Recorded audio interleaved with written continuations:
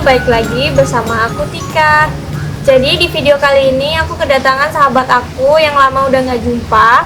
Dan aku senang banget hari ini bisa berjumpa lagi sama dia dan bisa collab. Itu kita langsung panggil aja dia, Caco. Halo Caco, apa kabar? Baik. Baik ya Co, udah lama ya kita nggak jumpa ya Co? Ya udah lama, udah sekitar setahun lah ya. Ya, kurang lebih setahun kita nggak jumpa ya, karena sibuk masing-masing. Jadi gini Co, aku di sini mau di video ini aku mau nanya-nanya mengenai Caco, boleh ya? Boleh. Awal mula datang di kota Batam bisa sampai di sini dan lain-lain ya, boleh ya Co ya? Jadi Boleh. langsung aja ke pertanyaan ya Co. Jadi boleh ini dong, ceritain dong tentang daerah asal Caco, gimana? Kalau ditanya daerah mungkin agak ribet ya, karena kalau saya itu lahir di Kalimantan, kecilnya di Sulawesi, Ya. lalu remajanya di Bangka, nah sekarang baru di Batam. Nah banyak banget ya, jadi kesimpulannya nggak jelas. Kita tanya lagi, ya lahirnya di mana? Akhirnya di Kalimantan. Berarti dia orang Kalimantan. Kalian simpulin aja lah dia sendiri orang mana ya. Terus Cok, kan kamu dulu tinggal di kota Bangka nih. Terus kenapa bisa pindah ke kota Batam? Bisa pindah ke kota Batam itu sebenarnya agak insidental juga ya. Awalnya itu saya ke Batam cuma mau jalan-jalan ya. Iya. Ya di sini kan saya ada keluarga. Ada keluarga. Ada keluarga, jadi kita diundang untuk ke Batam jalan-jalan aja awalnya. Tapi di perusahaan keluarga saya yang di sini butuh karyawan. Kebetulan saya di Bangka itu kan kerjanya memang ya freelance gitu, freelance. Dan kebetulan di sini butuh karyawan, makanya saya masuk di perusahaan tersebut. Oke. Sudah berapa lama Caco tinggal di kota Batam ini? Saya pindah ke Batam itu tahun 2016 akhir saya datang ke Batam, tapi menetap di Batam itu mulai bulan 2017 awal, untuk 5 tahun lah. Udah 5 tahun ya. Terus udah 5 tahun tinggal di kota Batam ini, gimana sih rasanya tinggal di kota Batam ini Cok? Aduh, kalau rasanya itu sangat luar biasa ya. Yang sebelumnya saya nggak tinggal di kampung banget ya, karena Bangka itu udah lumayan maju, tapi memang masih kota madya seperti itu, kota yang berkembang. Jadi saya ke Batam itu yang paling berkesan jalannya. Jalannya kenapa tuh Cok? Jalan di Batam itu luas banget. Luas. Awal saya datang di Batam itu kan jalan-jalan masih pembangunan tuh. Iya. Masih banyak pembangunan baru. Nah, sebelum pembangunan tuh udah keren banget ya Batam ya. Apalagi kalau sekarang udah banyak pembangunan gedung-gedung tinggi juga, termasuk gedung tertinggi di Batam itu udah jadi ya, udah bisa dipakai sekarang. Kemudian apa sih Cok perbedaannya kamu tinggal di kota dan tinggal di daerah asal kamu? Perbedaannya sangat banyak ya. Apa tuh salah satu? Pertama ya itu tadi, infrastrukturnya mungkin lebih maju di kota. Lalu pergaulan, juga fasilitasnya.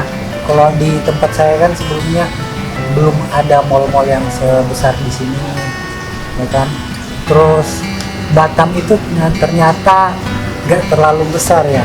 Iya. Jadi Batam perlu garis bawahi, Batam tuh kecil ya kotanya.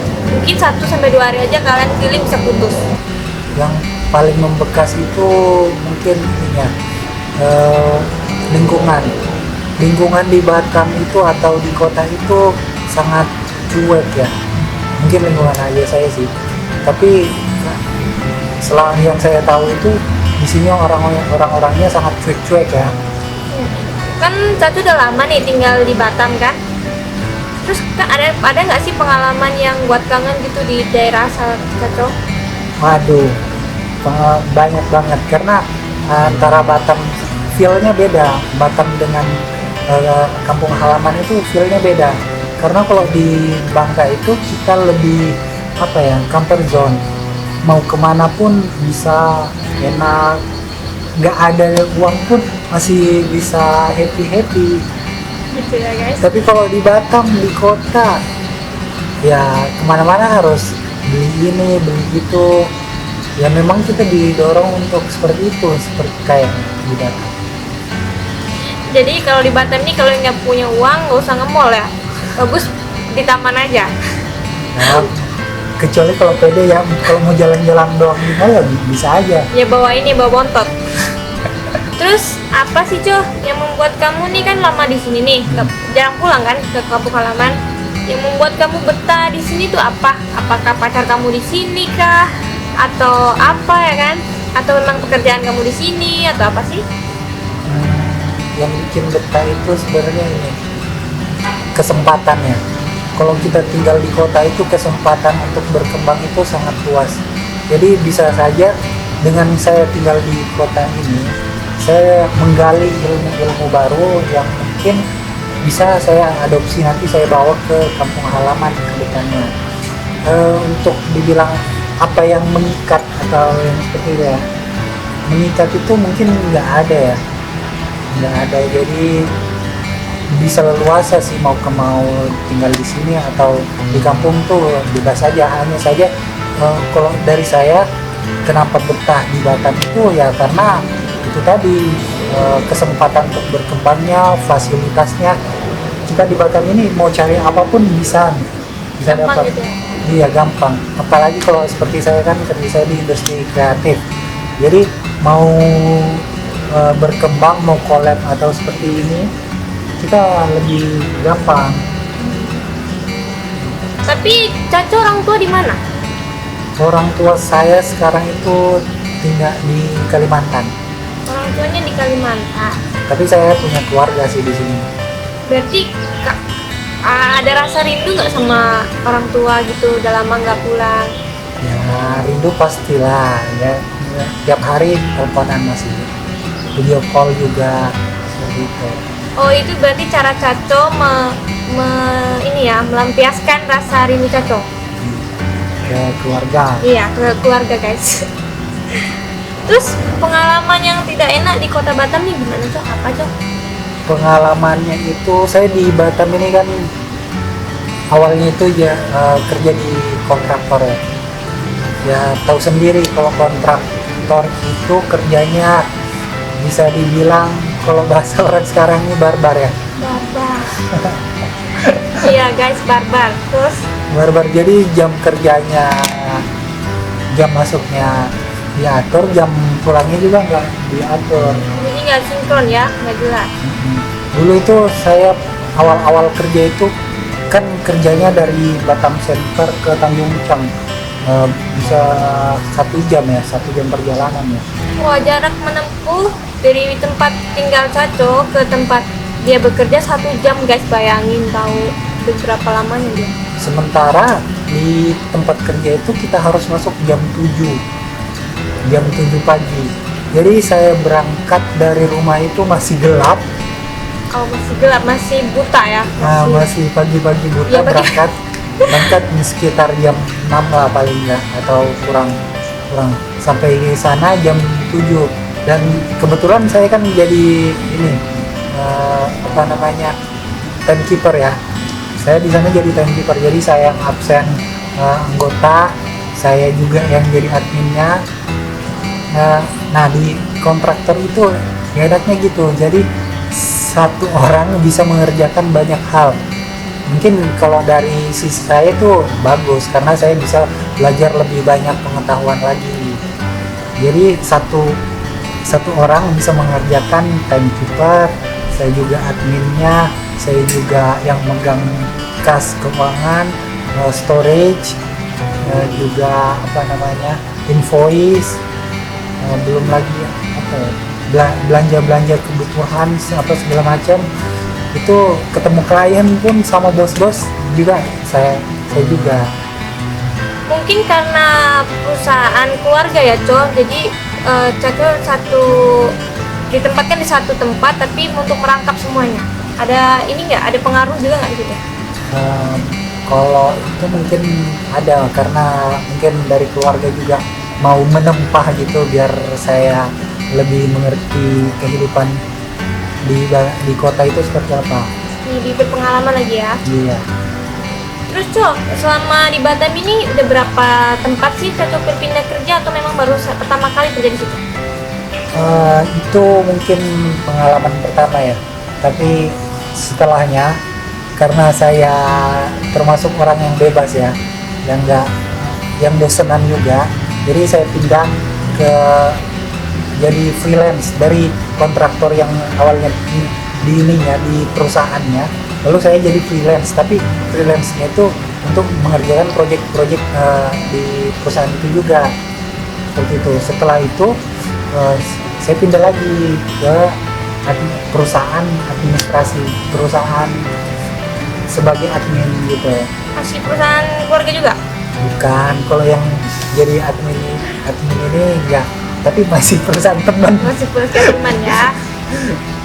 Abis itu masih kerja di situ? Setelah itu saya lebih ke industri kreatif, kembali lagi Oke, fokus. Iya, ke jati diri. Oh ya, jadi dia ini ya, memang nggak di situ passionnya. Terus Cok,